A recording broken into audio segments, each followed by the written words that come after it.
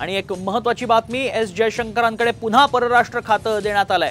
अश्विनी वैष्णव यांच्याकडे रेल्वे खातं देण्यात आलंय। रेल्वे मंत्री अश्विनी वैष्णव म्हणून काम पाहतील। एस जयशंकर हे पुन्हा परराष्ट्र खात्याचे मंत्री झालेत। अश्विनी वैष्णव यांना पुन्हा एकदा रेल्वे मंत्रीपद देण्यात आलंय। एस जयशंकरांकडे पुन्हा परराष्ट्र खातं देण्यात आलंय। महत्त्वाची आणि मोठी बातमी आत्ताच्या क्षणाची आपण बघतोय। खाते वाटप जाहीर झालेलं पाहायला मिळतंय। मोदी मंत्रिमंडळाचं मोदी 3.0 याचं खाते वाटप जाहीर झालेलं आहे। नुकतीच शपथविधी काल पार पडला, त्यानंतर कॅबिनेट संपन्न झाली आणि आता खाते वाटपही जाहीर झाल्याचं पाहायला मिळतंय। एकूण कॅबिनेट आणि राज्यमंत्री मिळून 72 जणांनी शपथ घेतली आहे। त्यानुसार आता खाते वाटप करण्यात येत आहे।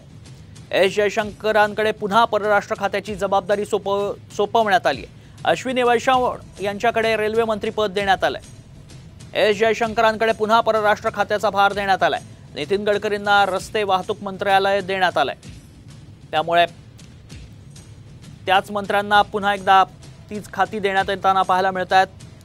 अश्विनी वैष्णव यांच्याकडे रेल्वे मंत्रिपदाची जबाबदारी सुपूर्द करण्यात आली आहे। एस जयशंकर हे परराष्ट्र खात्याचे मंत्री असतील।